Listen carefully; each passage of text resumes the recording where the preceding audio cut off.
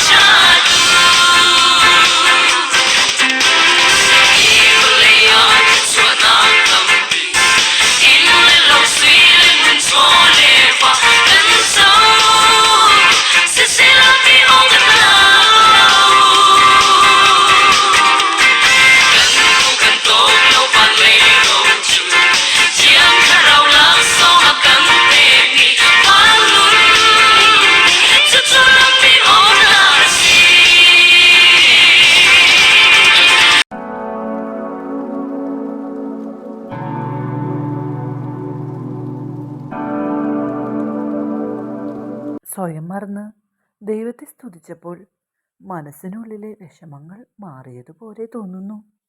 ശരിയാ, എന്തു ആശ്വാസമാണ് തോന്നുന്നത്. ദൈവം സംസാരിക്കുന്നത് പോലെ തോന്നുന്നു. അന്നയുടെ ജീവിതം എന്തൊരു അനുഗ്രഹപ്രദമാണ്. ഏവർക്കും സംപ്രീതി നൽകുന്ന ഒരു ജീവിതമല്ലേ നയിക്കുന്നത്. പുരോഹിത ശ്രേഷ്ഠനും നാട്ടുകാർക്കും വളരെ നല്ല അഭിപ്രായമാണ് അന്നയെക്കുറിച്ച് പറയാനുള്ളത്. ഇനി എന്താ പരിപാടി? പാവപ്പെട്ട ഒരു സ്ത്രീയെ കുളിപ്പിക്കണം, ഭക്ഷണം കൊടുക്കണം. അങ്ങനെ ഉച്ച കഴിഞ്ഞുള്ള സമയം ജീവകാരുണ്യ പ്രവർത്തനത്തിനായി ചെലവഴിക്കണം. ഞാനും വരുന്നുണ്ട്. സഹായം ആവശ്യമുള്ളവർക്ക് ചെയ്യാൻ സാധിക്കുന്ന കാര്യങ്ങൾ അന്നയെപ്പോലെ എനിക്കും ചെയ്യണം. മറ്റുള്ളവരിൽ ദൈവത്തെ കണ്ടുകൊണ്ട് അവർക്ക് സഹായം ചെയ്തു കൊടുക്കുന്നത് എന്തൊരു ആനന്ദമാണ്. എൻ്റെ ജീവിതത്തിന് ഇതൊക്കെയാണ് സന്തോഷം നൽകുന്നത്.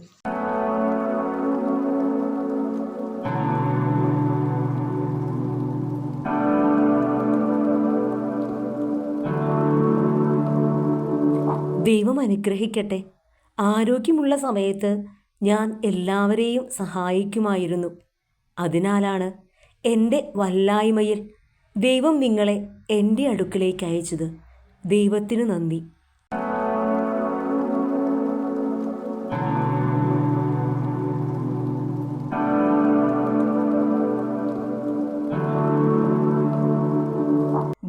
അന്നയല്ലേ പോകുന്നത്? അവൾ ആരാണെന്ന അവളുടെ വിചാരം?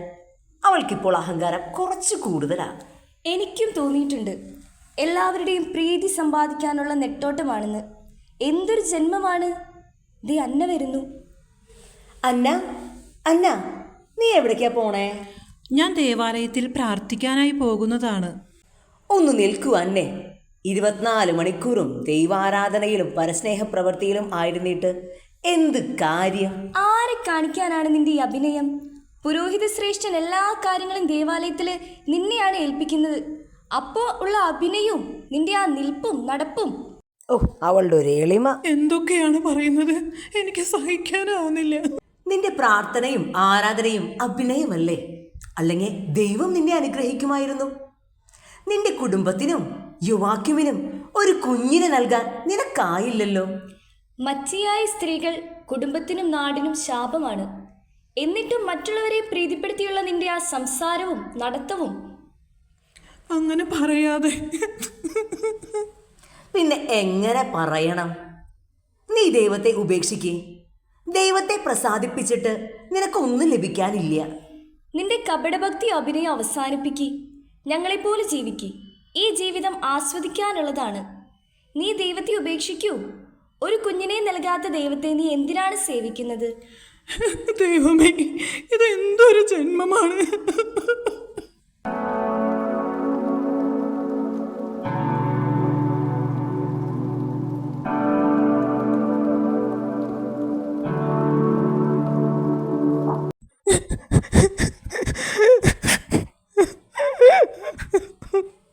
യോവാക്കിം, എനിക്ക് മടുത്തു. അന്ന, നീ എന്തിനാണ് കരയുന്നത്? യോവാക്കിം, എനിക്ക് ജീവിതം മടുത്തു. മറ്റുള്ളവരുടെ വാക്കുകൾ എന്നിൽ വേദനയുളവാക്കുന്നു. എനിക്ക് മടുത്തു യോവാക്കിം. അതിനിപ്പോൾ ഇത്രമാത്രം സങ്കടപ്പെടാൻ എന്താണ് ഉണ്ടായത്? യോവാക്കിം, ഒന്ന് ഓർത്തു നോക്കൂ. എന്തൊരു ശപിക്കപ്പെട്ട ജീവിതമാണ് എൻ്റേത്. ഒരു കുഞ്ഞിന് ജന്മം നൽകാൻ എനിക്കായില്ലല്ലോ. കുഞ്ഞുങ്ങളില്ലാത്ത സ്ത്രീയുടെ വിഷമം ആർക്കും മനസ്സിലാവില്ല.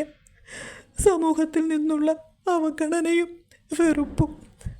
തന്നെയുമല്ല, മറ്റുള്ളവർ തങ്ങളുടെ കുഞ്ഞുങ്ങളെ ലാളിക്കുന്നതും സ്നേഹിക്കുന്നതും കാണുമ്പോൾ എനിക്ക് സങ്കടം സഹിക്കാനാവുന്നില്ല. നമ്മുടെ കൂടെയുള്ള, നമ്മെ വഴി നടത്തുന്ന ദൈവത്തെ വിളിച്ചപേക്ഷിക്കുന്നവരല്ലേ നാം? അതൊക്കെ ശരിയാണ് യോവാക്കിം. എനിക്കെല്ലാം അറിയാം. എല്ലാവരും ദൈവത്തെ ഉപേക്ഷിക്കാൻ പറയുന്നു. ഒരു കുഞ്ഞിനെ നൽകാൻ സാധിക്കാത്ത ദൈവത്തെ ഞാൻ എന്തിനാണ് സേവിക്കുന്നത്? അങ്ങനെ പറയാതെ അന്ന. ഒരു കുഞ്ഞ് നമുക്കില്ല എന്ന കുറവ് മാത്രമല്ലേ നമുക്കുള്ളൂ. അതിത്ര വലിയ കുറവാണോ? സന്താനഭാഗ്യം ദൈവത്തിന് ദാനമാണ്. നാം ദൈവത്തെ വിളിച്ചപേക്ഷിച്ചിട്ട് ഒരു കുറവും നമുക്ക് സംഭവിച്ചില്ലല്ലോ. മനസ്സിന് ഒരു ധൈര്യവുമില്ല യോവാക്കിം. ഞാനാകെ ഒറ്റപ്പെട്ടതുപോലെ തോന്നുന്നു. എനിക്ക് ആരുമില്ല. ദൈവം പോലും എന്നെ ഉപേക്ഷിച്ചതുപോലെ തോന്നുന്നു. നമ്മെ പരിപാലിക്കുന്ന നമ്മുടെ ദൈവത്തെ നമുക്ക് വിളിച്ചപേക്ഷിക്കാം. സമാധാനമായി വരൂ. പ്രപഞ്ച സൃഷ്ടാവായ ദൈവമേ, തലമുറകളോളം കരുണ വർഷിക്കുന്ന ദൈവമേ, നിന്റെ ഭക്തരുടെ മേൽ നീ കരുണ വർഷിക്കുക. ഏത് വിഷമഘട്ടങ്ങളിലും ദൈവനാമം വിളിച്ചപേക്ഷിക്കുവാൻ ഞങ്ങൾക്ക് ശക്തി തരിക. യോവാക്കിം, ഇതാ ദൈവം എന്നെ സന്ദർശിച്ചിരിക്കുന്നു. എൻ്റെ ഉദരത്തിൽ ഒരു കുഞ്ഞ് ഉരുവായതുപോലെ ഞാൻ ഒരു അമ്മയായിരിക്കുന്നു. ദൈവം എന്നെ സന്ദർശിച്ചിരിക്കുന്നു. ദൈവമേ, നിനക്ക് നന്ദി. നമുക്ക് ദൈവത്തെ പാടി സ്തുതിക്കാം. ദൈവത്തിന് അസാധ്യമായ ഒന്നുമില്ല. നാം ദൈവത്തെ വിളിച്ചപേക്ഷിച്ചാൽ ദൈവം ഒരിക്കലും നമ്മെ കൈവിടില്ല.